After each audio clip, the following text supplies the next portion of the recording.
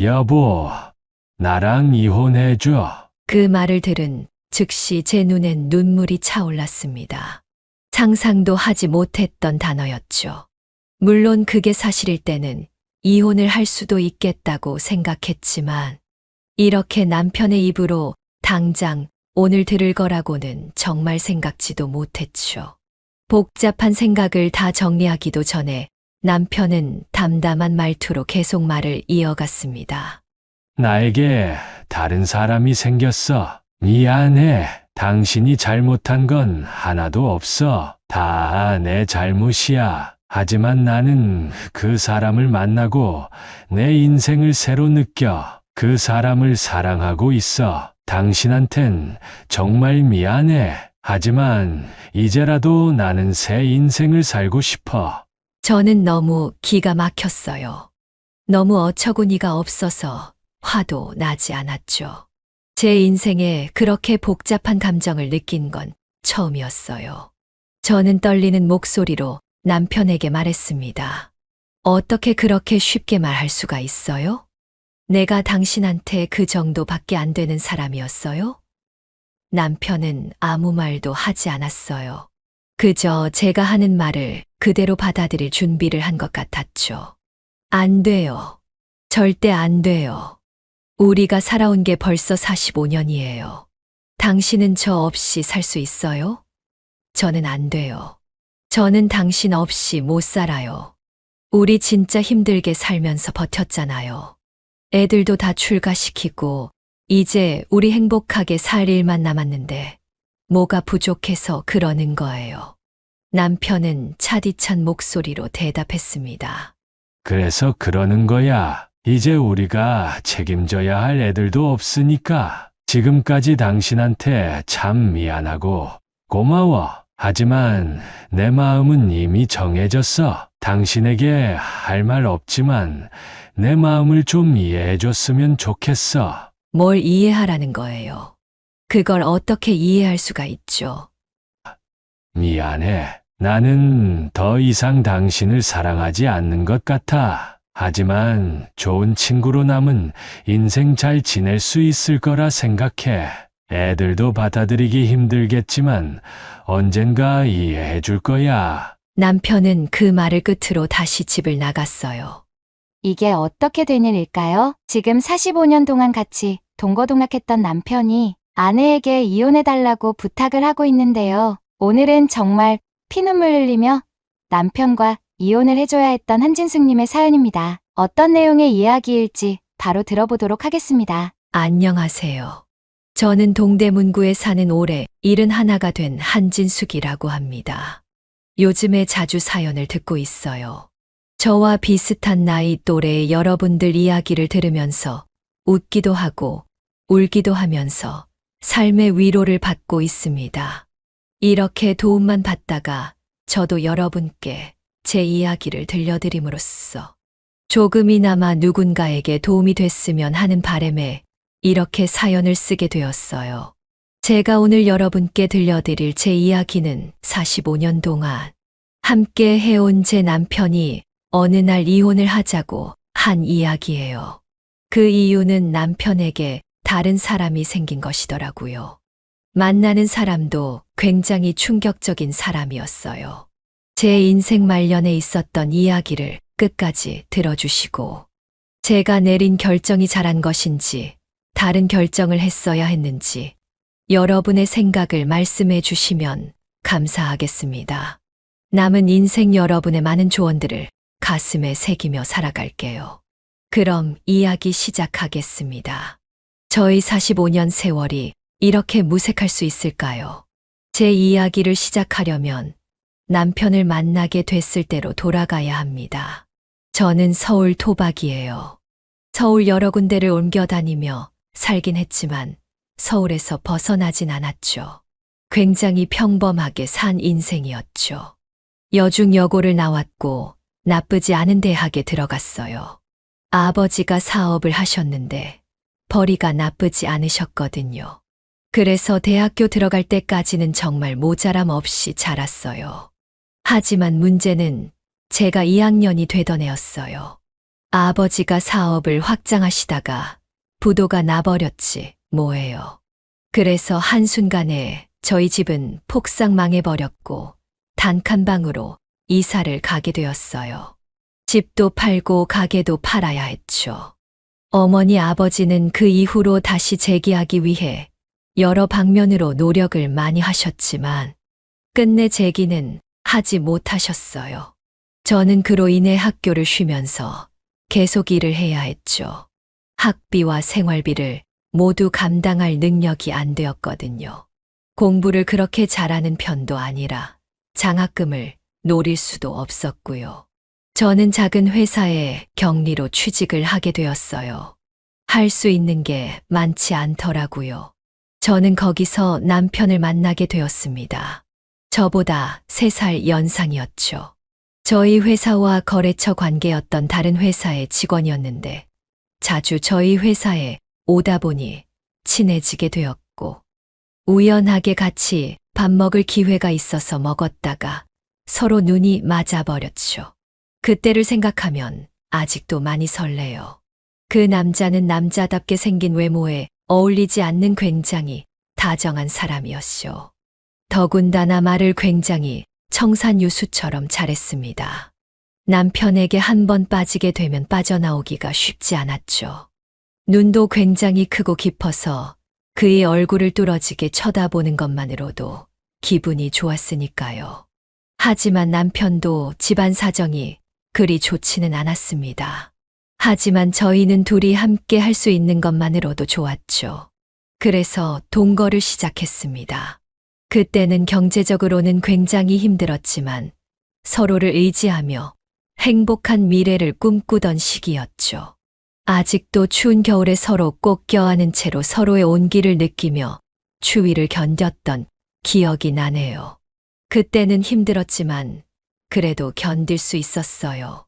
저희는 아직 젊었고 미래에 대한 희망이 있었으니까요. 하지만 현실적으로 힘든 부분은 어쩔 수 없었죠. 저희와 비슷한 나이 또래의 여러분이라면 공감해 주실 분들이 많으실 거예요. 몸 하나 딸랑 와서 신혼을 시작한 사람들이 대부분이었으니까요. 저희는 그렇게 모아둔 돈 하나 없이 동거를 시작해 자연스레 결혼을 하게 되었어요.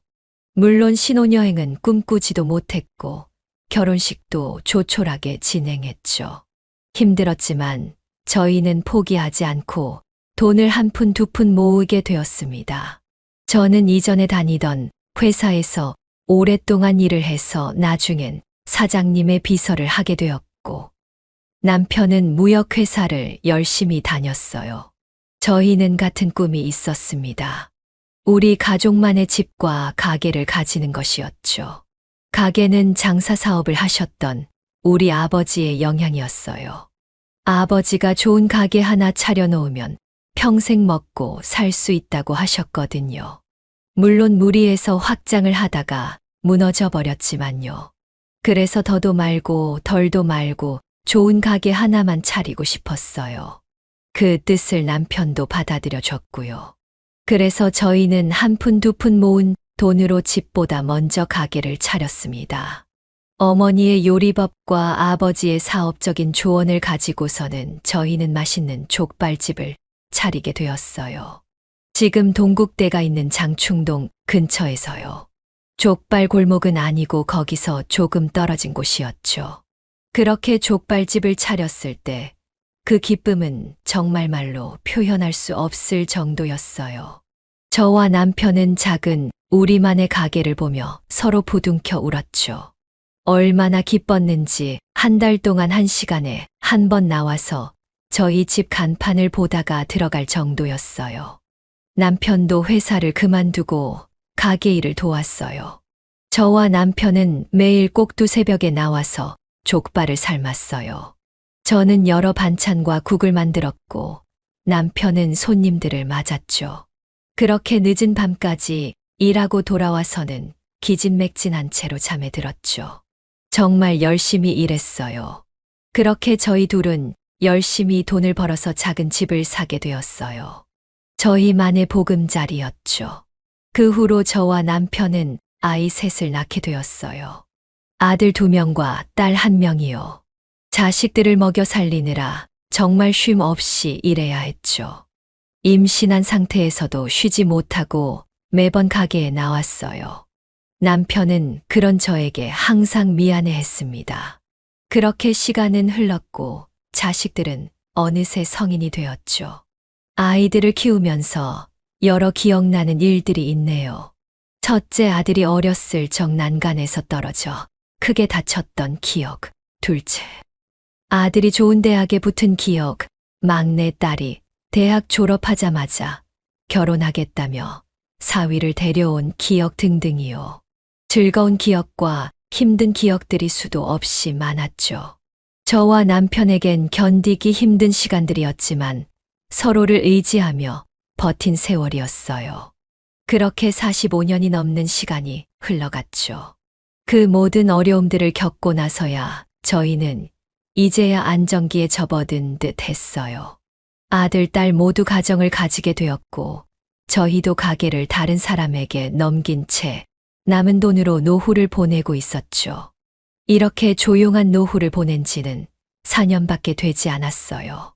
처음 가게를 팔고 쉬게 되었을 때는 굉장히 어색했어요.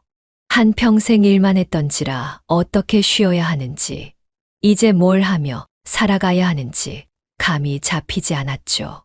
새벽에 일어나 가게에 가야 할 것만 같았고, 자식들 뒷바라지를 계속 해줘야 하는 거 아닌지 걱정이 되기도 했어요. 한 번은 저도 모르게 새벽에 일어나 팔았던 가게에 갈 뻔한 적도 있었어요. 버스를 타려고 하는 순간 제가 가게를 팔았다는 걸 깨달았죠.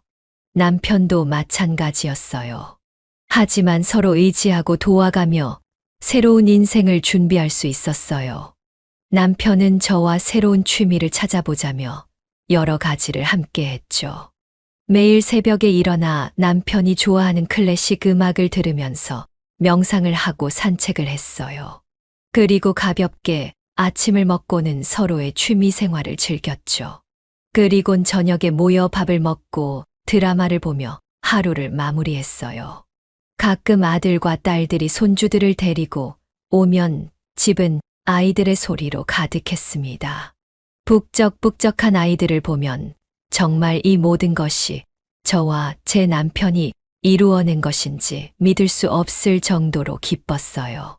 아이들의 표정을 보는 것만으로도 행복했죠. 하지만 아쉬운 점이 하나 있었어요. 남편은 몸이 다부져서 그런지 아직 건강했지만 저는 무릎과 허리가 좋지 않았어요. 운동을 평생 한 적이 없었고 매번 가게에 구부정한 채로 음식을 하느라 허리가 굽었고 하루 종일 서 있어서 무릎이 안 좋았죠. 그래서 남편과 같은 취미 생활을 하지 못했어요. 저는 손재주가 좋아 뜨개질을 주로 했고 남편은 나가서 운동을 하거나 등산을 했죠. 처음엔 남편도 저를 위해서 집이나 실내에서 하는 취미를 같이 하려고 해주었지만 그의 성미에 맞지 않았죠. 남편은 밖에서 활동을 해야 하는 사람이었어요. 그래서 저는 남편에게 그러지 말라고 했죠.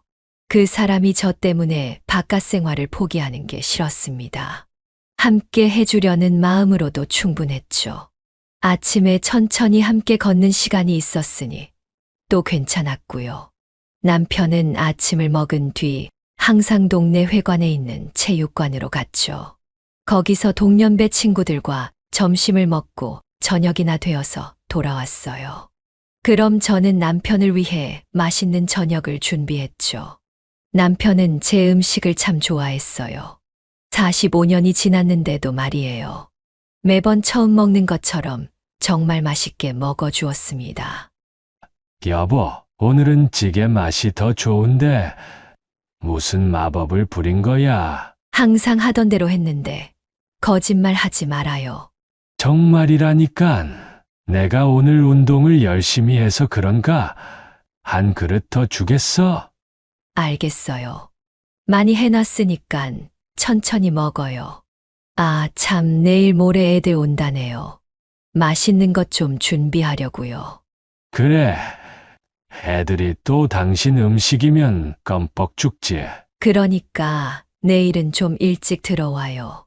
갈비랑 잡채랑 조기 좀 구워 놓을 테니까요. 그래, 알겠어. 뭐 사다 줄 거 있어? 제가 내일 아침 쪽지에 적어서 줄게요. 그렇게 이야기하면서 밥을 먹고 나면 남편은 항상 설거지를 해주었습니다. 제가 해도 된다고 말해도 남편은 항상 젊어서 고생시킨 게 미안하다면서 대신 설거지를 해주었어요. 남편은 설거지를 하면서 하루 동안 있었던 일, 만났던 친구들 이야기를 저한테 해주었죠. 워낙 말을 잘하는 사람이라 매일 다를 것 없는 이야기지만 매번 처음 듣는 것처럼 재밌었어요. 그렇게 제가 음식 준비를 하다 보면 가까이 사는 작은 아들과 며느리, 그리고 손자 두 놈이 집에 왔습니다. 둘 다 초등학생인데 할아버지를 참 잘 따랐죠. 할머니, 할아버지, 저희 왔어요. 아이고, 우리 강아지들. 어여 들어오거라. 배 많이 고프지? 먼저 놀고 먹으면 안 돼요? 그럼 그럴까? 뭐 하고 놀아줄까? 남편은 손자들이 놀자는 대로 다 맞춰주었고 저는 그 모습을 보면서 흐뭇해했습니다. 그렇게 아들네가 집에 가면 저와 남편은 잘 준비를 하면서 하루 동안 있었던 일을 서로 이야기했죠. 애들이 정말 쑥쑥 크는 것 같아요. 그쵸? 그러니까 말이야. 예전엔 가뿐히 들었던 것 같은데 오늘 아느니까 꽤 무겁더라고. 당신이 나이 든 거 아니고요? 무슨 소리야, 나는 절대 안 늙어. 알통 만져봐봐. 됐어요. 농담이에요. 이렇게 실없는 소리를 하면서요. 남편이 밖에 나가 있을 땐 저도 가끔 주변 할머니들을 만나러 집 앞 정자로 나갔어요. 또래 친구들이 그곳에 항상 모였거든요. 그럼 서로의 남편이나 자식 이야기들을 하며 시간을 보냈죠. 남편 이야기를 할 때마다 많은 사람들은 저를 부러워했어요. 남편이 집안일을 도와준다고 하면 다들 소스라치게 놀랐죠. 그리고 남편은 제 주변 사람들을 만날 때도 항상 밝았고 말솜씨를 이용해서 사람들을 즐겁게 해줬어요. 그래서 제 남편은 어딜 가나 인기가 많았죠. 45년을 함께 했지만 저는 아직도 남편이 너무나 좋았어요. 제가 운이 참 좋은 사람이라고 느꼈죠. 남편에게 의지를 많이 했기에 남편이 없는 삶은 상상도 하지 못했습니다. 지금의 삶에 굉장히 만족했고 이렇게 살다가 조용히 남편과 한날 한시에 세상을 뜨는 게 저의 유일한 바람이었어요. 하지만 인생은 제가 원하는 대로 흘러가게 두지 않더라고요. 겨울이 지나고 막 푸릇푸릇한 잎이 돋아나는 봄이 되었을 때였어요. 조금씩 일상의 변화가 생겼습니다. 남편이 점점 밖에 있는 시간이 길어진 것이었어요. 처음엔 많은 차이를 느끼지 못했지만 시간이 지날수록 1시간, 2시간씩 늦어지더니 나중에는 밤 늦게 와서 저 혼자 저녁을 먹은 적도 있었죠. 왜 늦었냐고 물으면 남편은 아무 티를 내지 않고 저에게 말했어요. 아니, 옆에 김영감이랑 장기 내기를 하다 보니까 시간 가는 줄 몰랐네. 오늘은 임영감이 게이트볼을 치자고 해서 좀 늦었어. 연락 미리 못해서 미안해요. 이런 식의 이야기였죠. 항상 다른 이유가 생겼어요. 하지만 더 중요한 건 남편이 집에서 나갈 때였어요. 이전에는 편한 옷을 주로 입었다면 언제가부터는 운동복이라기엔 격식을 차린 느낌의 옷을 많이 입기 시작했죠. 잘 바르지 않던 무스를 바르고 빗으로 머리를 단정하게 넘기고 어떨 때는 아들이 선물로 준 향수까지 뿌리고 나갔습니다. 제가 왜 이렇게 멋을 부리냐고 물으면 요즘 멋부리는 것을 알게 되었다고 다른 영감들도 그렇다고 이야기를 했죠. 처음엔 워낙 젊었을 때 고생을 많이 했던 터라 이제야 멋 좀 부리고 살려나 보다라고 생각을 했습니다. 하지만 시간이 갈수록 뭔가 쎄한 느낌이 들었어요. 남편이 외출하고 나면 저 혼자 남아 외로움을 느끼기 시작했습니다. 이전에는 남편이 집에 없더라도 항상 함께 있는 느낌이었거든요. 매일 하던 뜨개질도 손에 잡히질 않았어요. 저는 남편이 밖에서 무슨 일을 하는지 궁금해졌어요. 계속해서 남편이 왜 저렇게 됐을까에 대해 생각을 했죠. 오늘은 무엇을 했을까, 누구를 만났을까 등이요. 그래서 남편이 오면 이전과 달리 꼬치꼬치 캐묻기 시작했습니다. 하지만 남편의 대답은 항상 같이 어울리는 친구들과 함께 있다 보니 늦었다라는 것이었어요. 그 대답을 들으면 저는 더 이상 아무것도 물을 수 없었죠. 더 물으면 남편이 자기를 채근한다고 생각할 것 같아서였어요. 제가 쪼잔한 여자가 될 것만 같았죠. 남편도 자기 인생이 있을 텐데 즐기게 놔두고 싶었어요. 제가 좋아하고 사랑하는 사람이니까요. 그가 원하는 건 뭐든지 할 수 있게 도움을 주고 싶었죠. 그래서 저는 남편이 누구를 만나 무엇을 하는지 궁금했지만 스스로를 다독이며 참았습니다. 하지만 그 쎄한 마음은 쉽게 없어지지 않더라고요. 밤에 잠도 잘 오지 않았습니다. 남편이 자는 사이 거실 소파에 앉아 밖을 바라보며 이런저런 생각에 잠겼던 것 같아요. 생각을 하면 할수록 불안한 마음은 제 마음 속에서 계속해서 용솟음 쳤죠. 제 마음은 항상 두 개로 나누어졌습니다. 천사와 악마처럼요. 한편으로는 평생 저만 바라봐줬던 남편을 의심하는 게 미안하다는 마음과 또 한편으로는 남편이 저 몰래 다른 사람을 만나고 있는 건 아닐까 하는 의심이었죠. 하지만 저는 이 마음을 남편에게 쉽사리 말하지 못했습니다. 제가 의심했다는 것을 남편이 알게 되면 저에게 실망을 할 것 같아서였어요. 그렇게 시간은 점점 흘렀습니다. 남이 봤을 때는 달라진 것 없는 저와 남편의 일상이었지만 그 사소한 분열은 저만 느낄 수 있었어요. 남편에 대한 의심과 죄책감 사이에서 저는 혼자 점점 시들어가고 있었습니다. 곤히 자는 남편의 얼굴을 보면 저의 갈등은 더욱 심해졌죠. 이대로 가다간 저 혼자 지쳐 쓰러질 것만 같았어요.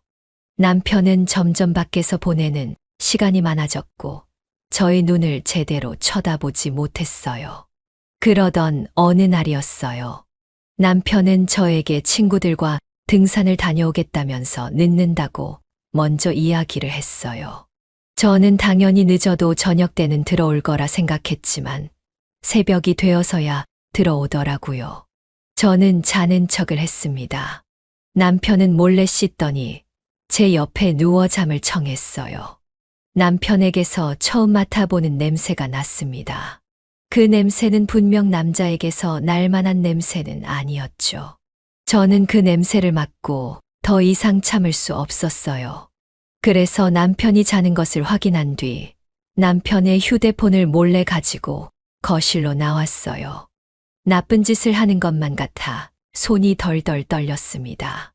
저는 남편의 휴대폰을 켰고 비밀번호를 입력했어요. 제가 알기론 남편의 모든 비밀 전호는 제 생일이었죠. 하지만 제 생일을 입력하자 틀렸다는 문구가 떴어요. 저는 매우 당황했습니다. 남편의 생일을 쳐도 아들과 딸의 생일을 쳐도 틀렸다는 문구가 떴습니다. 저는 그것을 보고 남편이 분명 무언가를 숨기고 있다는 걸 직감했습니다. 그래서 지금 당장 이 휴대폰을 열어서 봐야만 했죠. 그래서 다시 방으로 간 다음 남편의 손을 조심히 들어 지문인식으로 휴대폰을 열어보았습니다. 다행히 남편은 깨지 않았죠. 그리고 저는 바로 휴대폰 통화 기록과 문자 기록을 살펴보았습니다. 그걸 본 저는 제가 그토록 상상했던, 제발 이 일만은 아니길 기도했던 최악의 상황을 마주하게 되었어요. 남편의 휴대폰에는 제가 모르는 최영감이라는 사람이 저장되어 있었고, 몇 달 동안 최영감과 많은 통화와 문자를 했던 기록이 남아 있었습니다. 통화 기록은 짧으면 30분, 길게는 2시간 정도였어요. 제가 아는 남편의 지인 중에는 이렇게 길게 통화할 사람은 없었습니다. 그리고 문자를 들어가니 최영감과 나눈 은밀한 대화가 있었습니다. 오늘 하루 즐거웠어요. 조심히 들어가세요. 좋은 꿈 꾸시고요. 다음엔 어디서 볼까요? 라는 등의 대화였어요. 간간히 남편의 다정한 말들도 써져 있었어요. 오늘 산책을 하다가 이쁜 꽃을 발견했는데 문득 당신 생각이 났어요. 당신도 제 생각을 했으면 좋겠습니다. 라는 식의 말들이었죠. 저는 소리가 나올 뻔한 걸 간신히 한 손으로 입을 막아 참았어요. 난생 처음 겪는 기분이었죠. 엄청난 배신감이 들었어요. 저 말고 다른 여자에게 보내는 다정한 편지라니요. 점점 목이 메어왔고 눈에선 눈물이 흘렀어요. 이게 어떻게 된 일인지 파악하려는 저의 머릿속과 알 수 없는 부정적인 마음이 섞여 어떻게 해야 할지 모르겠더라고요. 하지만 남편이 연락하는 이 사람이 누군지는 꼭 알아내고 싶었어요. 그래서 번호를 옮겨 적으려고 하는데 남편이 잠에서 깨서 거실로 나오는 게 아니겠어요. 저는 너무 당황해서 휴대폰을 소파 사이에 숨기고 재빨리 눈물을 닦았죠. 여보, 안 자고 뭐해? 잠이 안 와서요. 저 때문에 깼어요? 아니, 갑자기 목이 말라서 물 마시고 다시 자려고. 당신 울었어? 울다니요. 그냥 이런저런 생각하고 있었어요. 얼른 자야 내일 또 힘차게 하루를 보내지. 나도 오늘 산 오르느라 무리를 좀 했더니 몸이 피곤하네. 오늘 등산 다녀온 거 맞아요? 뭐라고? 아니에요. 얼른 자요. 저도 곧 잘게요. 근데 내 휴대폰 어디 있는지 봤어? 분명 머리맡에 두고 잔 것 같은데. 아, 여기 있어요. 소파 위에 있던 거요? 그래. 내가 깜빡하고 거기다 뒀나 보네. 나이 들면 이게 문제야. 고마워. 당신도 얼른 들어와서 자. 네. 잘 자요. 여보. 저는 휴대폰을 남편에게 주고는 조용히 남편 옆으로 가서 누웠죠. 저는 곤히 잠자고 있는 남편의 얼굴을 봤어요. 나이가 들었지만 여전히 잘생겼더라고요. 이렇게 순하게 자고 있는 제 남편이 어떻게 다른 여자와 바람을 필 수 있는지 정말 혼란스러웠습니다. 최영감이라는 그 사람이 다른 여자인 것은 확실하지 않았지만 제 직감으로는 무조건이었어요. 그 사람은 도대체 누굴까? 정말 남편이 바람을 피운 걸까? 내일 직접 물어봐야 할까? 등 여러 생각이 제 머릿속을 맴돌았습니다. 저는 그때만 해도 제가 오해하는 걸 수도 있다고 진지하게 생각했어요. 그렇게 저는 거의 밤을 지새운 채 다음 날을 맞이하게 되었어요. 이제 저에게 보이는 남편은 그 전의 남편과 다른 사람이었죠. 남편은 이전과 다르지 않게 행동을 했고 저는 그 모습이 모두 가짜처럼 느껴졌어요. 하지만 저 또한 남편에게 말하지 못했습니다. 아직 확실한 증거를 찾아내지 못한 이유도 있었고 제가 오해한 걸 수도 있으니까요. 그래서 저도 마치 아무 일도 일어나지 않은 것처럼 연기를 했습니다. 그치만 이미 제 머릿속엔 그 최영감으로 가득 차버렸죠. 지금에야 그날을 후회하고 있습니다.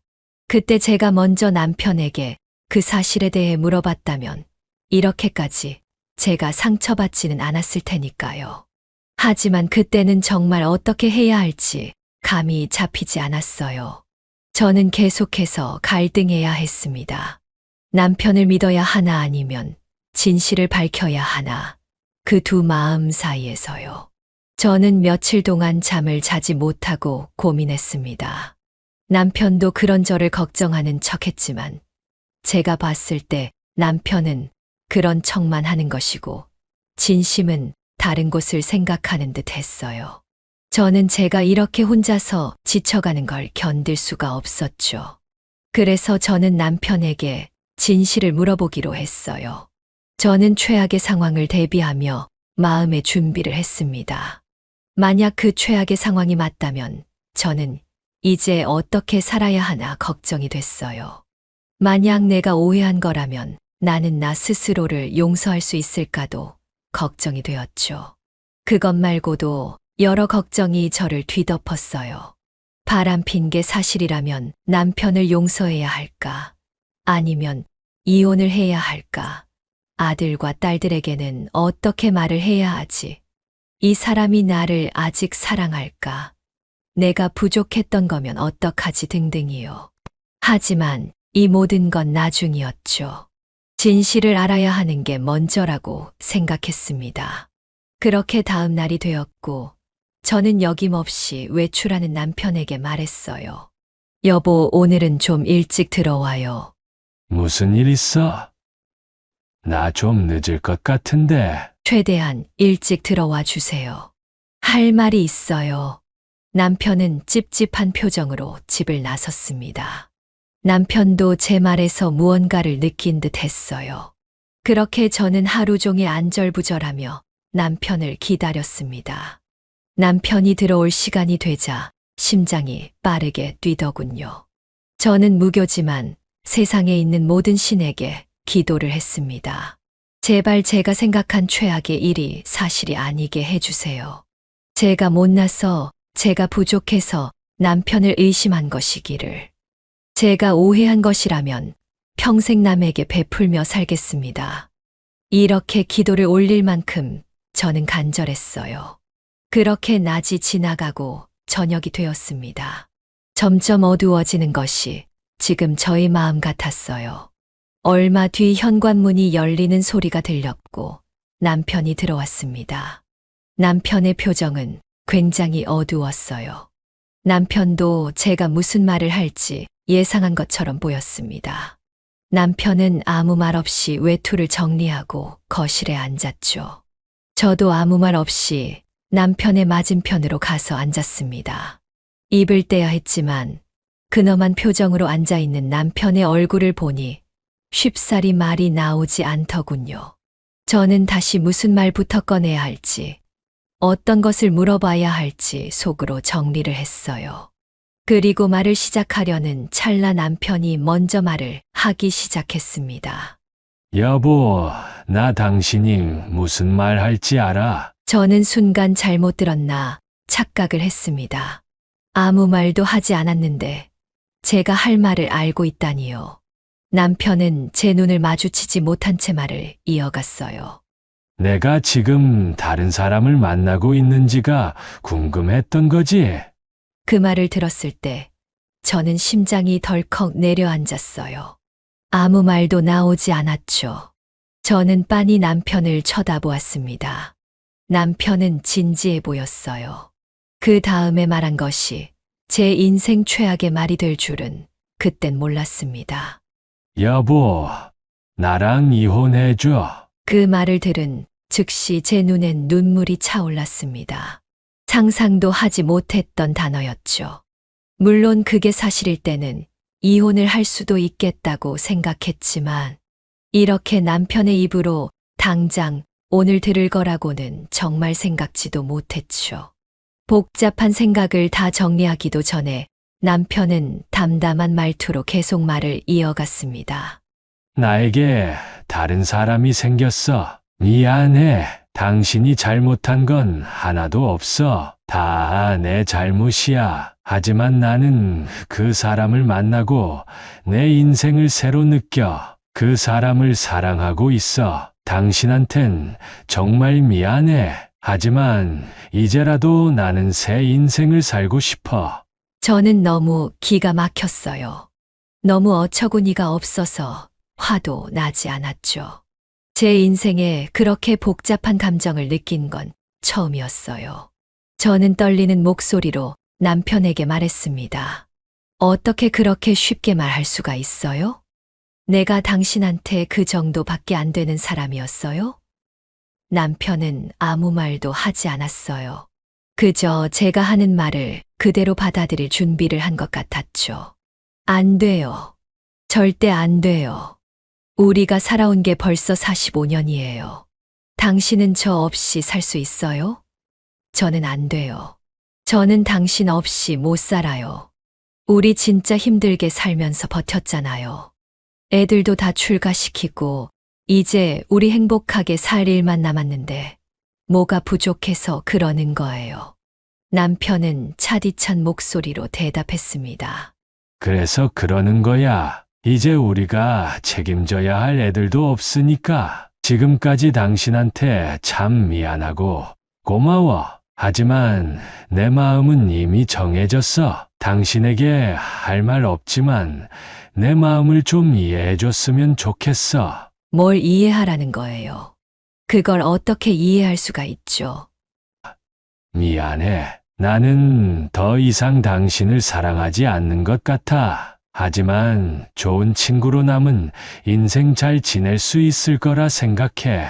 애들도 받아들이기 힘들겠지만 언젠가 이해해 줄 거야. 남편은 그 말을 끝으로 다시 집을 나갔어요. 그 말을 끝으로 다시 집을 나갔어요. 그 후로 며칠간 집에 들어오지 않았죠. 저는 거실에 혼자 남아있는 부정적인 마음들, 배신감, 분노, 노여움 등을 온몸으로 느껴야만 했습니다. 정말 너무나도 당당하게 요구하는 남편의 모습에 어이가 없어 화도 낼 수 없었어요. 그저 남편이 가고 나서 저는 복받쳐 오르는 감정에 펑펑 울 수밖에 없었습니다. 저는 그날 역시 잠에 들지 못했죠. 그렇게 남편이 올 때까지 며칠간의 시간이 있었고, 저는 마음과 생각을 정리해야 했습니다. 아무리 생각해도 45년의 시간을 이렇게 저버릴 수는 없었어요. 저는 남편이 다시 돌아오면 어떻게든 붙잡아야겠다고 생각했습니다. 그렇게 며칠이 지난 뒤 남편이 들어왔어요. 추레할 것이라 생각했던 제 예상과는 달리 어디서 대접을 잘 받고 왔는지 깔끔한 모습으로 돌아왔습니다. 여전히 저에게 차가운 말투로 말하더군요. 짐을 가지러 왔어. 저는 남편의 소매를 붙잡고 절실한 마음으로 이야기했습니다. 여보, 이야기 좀 다시 해요. 제가 잘못했어요. 제가 당신에게 너무 부족했던 것 같아요. 제가 노력할게요. 제발, 저를 버리지 말아주세요. 버리다니. 우리 각자 새 인생을 사는 것 뿐이야. 이제껏 우리 함께 힘든 인생 잘 버텨왔잖아. 그러니까 서로 원하는 대로 남은 인생 살 수 있게 좋은 마음으로 보내주자고. 이건 제가 원하는 게 아니에요. 저는 제 가정을 이렇게 끝내고 싶지 않아요. 어쩔 수 없어. 나도 이제 내 인생을 살고 싶어. 좋아하는 사람과 여기저기 여행도 다니면서 말이야. 지금까지 내 인생은 너무 일만 하고 힘들었던 삶이었어. 당신에겐 미안하지만 나는 이제 마음을 정했어. 제가 또 무슨 말을 하려고 하자 남편은 종이 한 장을 내밀었어요. 바로 합의 이혼 확인서였어요. 저는 그것을 보고 세상이 무너지는 듯 했어요. 저는 그 종이를 남편 앞에서 찢어버리고 무릎을 꿇었어요. 남편의 다리를 붙잡고 애원을 했죠. 누군가 제 모습을 보면 추레하다고 말할 수 있겠지만 저는 정말 필사적이었어요. 여보, 제발요. 저는 당신 없으면 못 살아요. 당신도 금방 나 없는 삶에 익숙해질 거야. 당신도 얼른 새로운 인생을 찾아가. 저를 버리고 가면 저는 평생 당신을 저주할 거예요. 그리고 애들도 볼 생각하지 말아요. 마음대로 해. 서류는 우편으로 다시 보낼게. 남편은 붙잡는 저를 내팽개쳐버리고 안방으로 가서 큰 가방에 옷과 여러 물품들을 담기 시작했죠. 저는 그저 앉아서 펑펑 울 수밖에 없었어요. 곧 남편은 미안하다는 말과 함께 집을 떠났습니다. 저는 이제는 진짜 끝이 났다고 생각했어요. 그 이후로 며칠간은 정말 멍하게 지냈던 것 같아요. 집안이 너무 허전했고 이 세상에 나 혼자 남겨진 것 같은 기분이 들었죠. 시간이 어떻게 지나갔는지 모를 정도로 넋을 놓았고 제 삶은 망가져 버렸습니다. 어느 날 자식들이 연락을 안 받는 제가 걱정이 되었는지 집으로 찾아왔어요. 세 자녀 모두가요. 저를 보고는 무슨 문제가 있다는 걸 알았는지 심각한 표정으로 묻기 시작했어요. 어머니, 무슨 일 있으세요? 아버지는요. 아이들을 보니 눈물을 참지 못하겠더라고요. 저는 그래서 지금까지 있는 일들을 모두 아이들에게 물었습니다. 아이들은 제 이야기를 듣고 매우 화를 내더군요. 어떻게 아버지가 그러실 수가 있어요? 다른 여자가 생겼다고요? 그 사람 도대체 누구예요? 어머니를 이렇게 내팽겨두고 간 아버지가 도대체 이해가 안 되네요. 아이들은 화를 내다 못해 남편을 비난하기 시작했어요. 그러던 중 큰 아들이 못 참고 남편에게 전화를 하더라고요. 전화가 끝나고 곧 남편이 집으로 왔습니다. 자식들은 남편이 오자마자 신경질을 부리기 시작했어요. 남편은 예상했다는 듯 자식들의 비난을 아무 말 없이 받아내기 시작했어요. 아이들이 좀 진정이 되자 남편은 입을 열었어요. 너희 말이 모두 맞다. 내가 잘못한 게 맞아. 너희들이 원하는 대로 하거라. 하지만 어쩌겠니? 사람 마음이라는 게 이런 것을 너희 엄마한테는 내가 평생을 속죄하면서 삼아. 하지만 나를 보내주렴. 나는 그 사람을 정말 사랑한단다. 아이들은 그 사람을 사랑한다는 말에 열을 냈습니다. 막내 딸은 울기까지 하더라고요. 화를 못 참고 둘째 아들은 집을 나가버렸고 남은 첫째 아들은 화를 가라앉힌 채 남편의 마음을 되돌리려 애썼어요. 하지만 남편은 저에게 그랬듯이 단호한 말투로 이야기했습니다. 그러자 첫째 아들도 화를 참지 못하고 남편에게 소리를 질렀어요. 아버지 지금 실수하시는 거예요. 45년 동안 같이 살아온 우리 어머니는 불쌍해서 어떡하라고요? 그래, 네 말이 맞다. 내가 죽일 놈이지. 하지만 어쩔 수 없단다. 나는 이미 마음을 정했어. 너희들에게도 미안하구나. 아들은 그런 남편의 말에 더욱 격분을 했어요. 딸은 남편의 마음을 돌릴 수 없다는 것을 알았는지 조용히 있었죠. 저는 그저 그 모습을 바라볼 수밖에 없었습니다. 제가 사랑하고 자부심으로 여겼던 가족이 이렇게 망가지는 걸 보는 것은 정말 힘든 일이었어요. 그렇게 우리 가족은 냉랭한 분위기가 감돌았어요. 아무도 원하는 걸 얻지 못한 자리였죠. 그렇게 며칠이 지나도 남편은 집으로 돌아오지 않았습니다. 자식들은 제가 걱정됐는지 자주 집으로 찾아와 위로를 해주었죠. 하지만 아무런 말도 저에게 위로가 되지 않았어요. 저는 그때까지도 남편을 포기할 수 없었어요. 다시 원래의 우리 가족으로 되돌릴 수 있다고 생각했습니다. 저는 남편에게 문자를 보냈어요. 기다릴게요. 당신 원망 안 해요. 언제든 돌아와요. 하지만 남편에겐 냉랭한 답변만이 왔습니다. 기다리지 마. 이제 받아들여야 해. 그렇게 일주일이 지나고 2주가 지나고 한 달이 되었어요. 저는 충격적인 이야기를 들어야 했습니다. 바로 그 최영감이라는 사람이 누구인지 알게 된 것이었죠. 그 사실을 알게 된 건 제가 정말 오랜만에 집 앞 정자에 갔을 때였어요. 그때 평소 친하게 지내던 할머니가 저에게 말해준 것이었죠.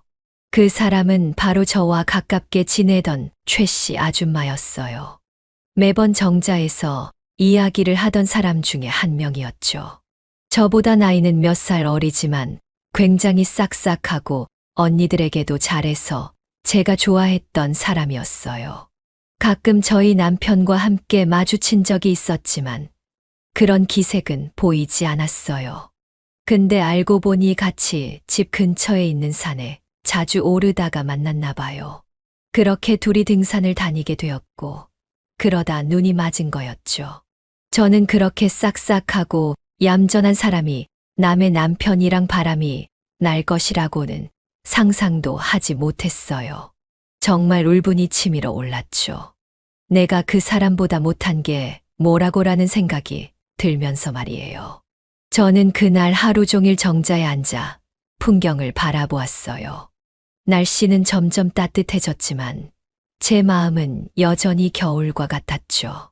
제 지난 인생들이 머릿속에서 스쳐가더군요.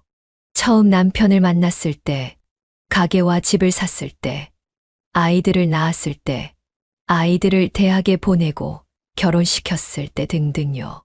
너무하게도 행복한 기억들만 남아있더라고요. 그 모든 것이 한순간에 무너졌다는 생각이 드니 자책감이 세게 들었어요. 내가 무엇을 어디서부터 잘못했는지 모르겠더라고요. 그때 제 옆에 있던 할머니가 저를 꼭 안아주었습니다. 저는 그녀의 품에 안겨 펑펑 울었죠. 그날 집에 도착해서 저는 남편을 놓아주기로 결심했습니다. 아무리 제가 붙잡으려고 해도 잡히지 않을 것이었고, 이 모든 것이 제 집착이라고 생각했기 때문이었어요. 차라리 이렇게 된 거 제가 사랑했던 사람이니 좋은 방향으로 놓아주자라고 생각했고, 저도 제 인생을 찾아보자라는 생각이 들었어요. 그래서 저는 남편이 보낸 합의 이혼서에 도장을 찍어 남편이 보낸 주소로 우편으로 보냈어요. 며칠 뒤 남편에게서 연락이 와 만나자고 하더군요. 그래서 집 근처 카페에서 만나게 되었죠. 저는 남편의 얼굴을 제대로 쳐다보지 못했어요. 하지만 할 말은 해야 했죠. 여보, 당신이 누구 만나는지 다 알게 되었어요. 하지만 괜찮아요. 더 이상 묻거나 잡지 않을게요.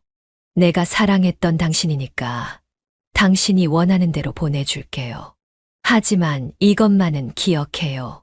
제가 당신을 놓은 게 아니라 당신이 나를 놓은 거예요. 나중에 다시 원하더라도 돌아올 수 없어요. 남편은 그런 저를 보고 처음으로 눈물을 흘렸습니다. 고개를 푹 숙인 채 아무 말도 하지 못하더라고요. 그렇게 저희는 서로 마주 앉아 아무 말도 하지 않은 채 눈물만 흘렸죠. 잘 살라는 마지막 말과 함께 헤어진 우리였습니다. 집에 오는 길은 제 마음과 다르게 참 맑았어요. 저 빼고 모든 사람이 행복해 보였죠. 저는 집에 오자마자 잠이 들었어요. 지금까지 마음 고생하느라 오랫동안 충분히 잠을 자지 못했었거든요. 뭔가 마음의 짐이 덜어진 것만 같았어요. 아무것도 신경 쓰지 않고 잠에 들었죠. 그렇게 저는 하루를 꼬박 자고 일어났어요. 밖은 여전히 밝더군요. 그것을 보고 저는 이제 제 인생을 챙겨야겠다고 생각했어요. 남편도 자기 인생 찾아서 가는데 나라고 못할 것 있냐는 마음이었죠. 앞으로 남은 인생에 어떤 일들이 있을지는 모르지만 일단 한 걸음 내디뎌 보자는 마음이었습니다. 이후로 남편과의 이혼은 절차에 따라 착착 진행이 되었어요. 남편은 미안했나 본지 제가 원하는 대로 다 맞춰주었어요. 재산도 정확히 절반씩 나누었고 아파트도 저에게 넘겨주었죠. 마지막 날 법정에서 만난 남편과 저는 어떤 표정을 지어야 할지 몰랐습니다. 남편은 저에게 먼저 손을 내밀었고 저는 손을 잡지 않고 남편을 안아주었어요. 그리곤 말했죠. 잘 살아요. 행복하게.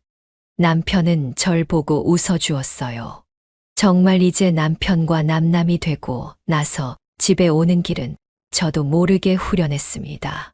가슴에 어느 부분이 도려져 나간 듯한 허전함은 있었지만 그래도 참을만 했어요. 며칠 뒤 저는 최 씨 아줌마를 길 가다 마주쳤어요. 최 씨 아줌마는 저를 보고 황급히 피하기 시작했죠. 저는 피하지 않았어요. 제가 부끄러운 건 아니었으니까요. 저는 이제 제 인생을 살기로 결심했기에 그 사람은 저와 아무 상관도 없었어요. 만약 이전이었다면 당장 머리채부터 잡았을 텐데 말이에요. 별로 화가 나지 않더라고요. 그렇게 45년의 결혼 생활을 마무리하고 저는 새로운 삶을 시작했습니다. 처음엔 무엇을 할지 모르겠더라고요. 매일 같이 있던 사람이 없으니 소파에 앉아 멍하니 밖을 바라보고 있다거나 눈에 들어오지도 않는 텔레비전을 켜서 하루를 보냈죠. 하지만 이렇게 살다가는 제 인생이 망가질 것 같았어요. 그래서 저는 무작정 밖으로 향했죠. 그리고 걸었어요. 힘들어서 못 걸을 때까지요. 그렇게 땀을 많이 흘리니 기분이 맑아지더라고요. 그래서 저는 운동을 해야겠다고 생각했어요. 그래서 무릎을 많이 쓰지 않는 게이트볼을 시작했죠. 처음엔 어려웠지만 동네 친구들이 친절하게 가르쳐 주어서 금방 익히게 되었어요. 익숙해지니 그렇게 재밌을 수가 없더라고요.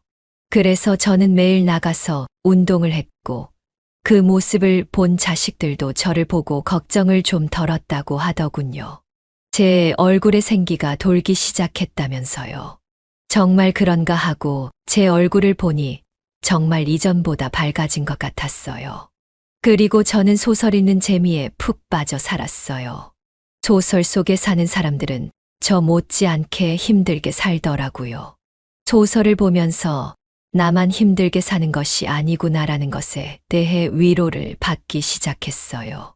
평생 책을 읽지 않은 제가 미울 정도였죠. 저는 매일매일 동네 도서관에 가서 책을 읽었고 동사무소에서 하는 소설책 읽기 모임에도 가입해서 매주 나갔어요. 물론 기쁘기만 했던 건 아니었습니다. 가끔 남편의 흔적을 집에서 발견하는 날에는 우울하기도 했죠. 하지만 그건 잠시뿐이었습니다. 저는 그때마다 마음을 다 잡고 제가 즐거워하는 일들을 했죠. 자식들도 많은 도움을 주었어요. 남편은 떠났지만 여전히 제 곁에 남아있는 자식들이 있었습니다. 물론 손주와 놀아줄 남편이 없으니 제가 그 역할을 했어야 했죠. 시간이 지나면서 혼자 사는 것에 조금은 익숙해졌어요. 저는 저에 대해 더 많이 알아갔어요. 저는 너무나 바쁘게 사느라 저를 돌아보지 못했더라고요. 왜 이제야 이런 걸 깨달았는지. 어찌 보면 남편과의 이혼도 이런 제가 있기 위해 벌어졌어야 할 일처럼 느껴지더라고요. 마치 하늘에 있는 누군가 저를 위해 이런 일을 계획한 것처럼요. 그렇게 시간이 지나고 1년쯤 지났을까.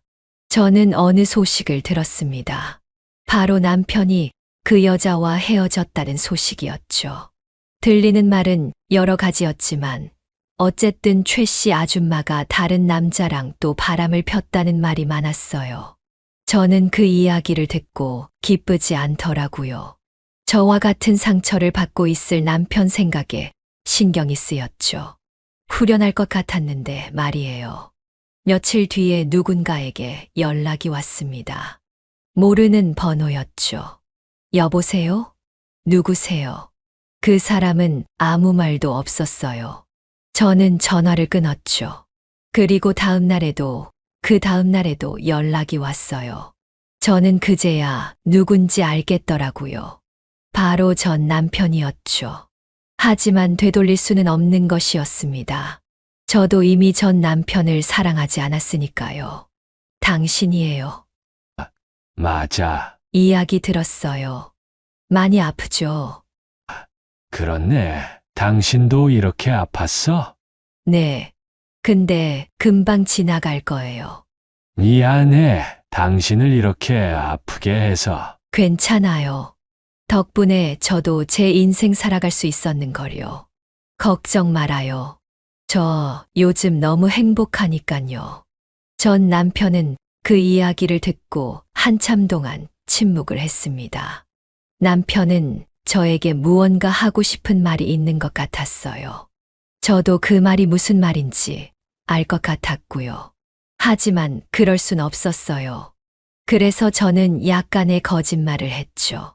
저 요즘 만나는 사람 있어요. 저에게 너무나 잘해줘요. 당신도 얼른 다시 좋은 사람 만났으면 해요. 왜 그런 거짓말을 했는지는 모르겠습니다. 어쨌든 남편도 그 이야기를 듣고는 체념했는지 인사를 하고 전화를 끊더군요. 저는 이제 정말 끝이구나라고 생각하며 한숨을 내쉬었습니다. 남편이 정말 행복하길 바랬어요. 적어도 지금은요. 하지만 이미 남남이니 제 인생이나 잘 살자라는 생각이 곧바로 들더군요. 그러니 마음이 좀 편해졌어요. 그렇게 시간이 어느 정도 지났을까요? 정말 저에게도 새로운 인연이 다가왔습니다. 게이트볼 모임에 새로 들어온 사람이었어요. 그분은 아내와 사별한 지 10년이 다 되었다고 하더라고요. 집도 가까웠어요. 그래서 저희는 게이트볼이 끝나고 항상 같이 집으로 향했습니다. 그러다 서로 저녁을 먹었고 속마음까지 꺼내서 이야기하게 되었어요. 그 사람 목소리가 너무 좋아서 마음이 편해지더라고요. 말하려고 한 건 아니었는데 모두 다 말하게 되었죠. 그분은 조심스레 저에게 다가왔고 저는 그분의 속도가 마음에 들었어요. 참 따뜻했죠. 그렇게 저는 그분과 조심스레 교제를 시작하게 되었어요. 교제라는 말도 이상하네요. 더 자주 보는 사이가 맞는 말일까요? 언젠가는 제가 그분을 초대해 음식도 해주었습니다. 정말 맛있게 잘 먹어주더라고요. 제 음식을 이렇게 맛있게 먹어주는 사람을 보니 잊었던 감정이 생겨나는 듯 했습니다. 그렇게 시간이 더 지났고 그분과는 집을 합치게 되었어요. 그리고 남은 인생을 함께하고자 약속했죠. 이 사실을 자식들에게 말하니 자식들도 저희를 축복해 주었습니다. 언제 불행한 일이 있었냐는 듯 저에게 다시 행복이 찾아왔죠. 그렇게 더 시간이 지나고 자식들 또한 전 남편을 이해할 마음이 생긴 듯 했어요. 그래서 이제 가족 모임에 남편을 다시 초대하기로 했죠. 물론 저와 지금의 남편도 함께요. 새로 태어난 손주의 돌잔치에서 저희는 오랜만에 다시 보았습니다. 저와 남편은 서로를 보고 웃어주었죠. 처음엔 어색했지만 나중엔 점점 괜찮아지더라고요. 남편도 마음을 잘 정리한 듯 했습니다. 이렇게 조금씩 화해하고 새로운 관계를 만들어 가는 것도 나쁘지 않다고 느꼈습니다. 저희는 어두운 과거의 이야기는 하지 않고 밝은 미래에 대한 이야기만 했죠. 이렇게 저희는 남이 보기엔 조금 이상하지만 새로운 관계가 되었어요. 마치 외국 사람들처럼요. 자주는 아니지만 가족 행사가 있을 때 저와 전 남편은 만나서 안부를 묻곤 합니다. 가끔 어린 손주들이 우리의 관계를 이상하게 생각해서 물을 때마다 뭐라고 말해줘야 할지 난감하지만요. 그래도 이제는 웃어 넘길 수 있을 정도가 되었어요. 저는 지금 매우 행복한 삶을 살고 있습니다. 물론 지금 사는 남편과도 영원하지 않을 거라고 생각해요. 삶은 모르는 거니까요. 하지만 저는 지금 이 순간에 충실하게 후회 없이 살고자 합니다. 저를 먼저 사랑해야 남을 진정으로 사랑할 수 있는 것이니까요. 여러분도 인생에 어려운 일이 있으시더라도 더 좋은 일이 있을 거라는 믿음으로 잘 이겨내셨으면 좋겠습니다. 언젠가 살다 보면 꼭 좋은 일이 있을 거예요. 제 이야기는 여기서 마무리해야 할 것 같습니다. 어떻게 들으셨나요? 제가 했던 결정이나 행동이 옳았던 것일까요? 여러분은 어떻게 생각하시나요? 여러분의 의견을 꼭 들어보고 싶네요. 저와 비슷한 일이 있으신 분들의 이야기도 듣고 싶고요. 지금까지 제 이야기를 들어주셔서 감사합니다. 네, 오늘 이야기는 어떠셨나요? 오늘 이야기를 듣고 어떻게 생각하시는지 어머님, 아버님의 생각을 댓글로 공유해주세요. 어머님, 아버님의 사연에 공감해주시는 구독자분들이 벌써 8,000분을 넘어섰는데요. 함께 해주셔서 너무 감사드립니다. 저는 또 다른 사연으로 찾아뵙겠습니다. 좋아요, 구독, 알람 설정을 통해 앞으로도 따뜻한 정을 나눌 수 있게 함께 해주세요. 어머님, 아버님의 삶의 지혜와 경험을 나눌 수 있는 통로가 되겠습니다. 오늘도 인생을 바꾸는 관점을 통해 사연을 들어주셔서 감사합니다.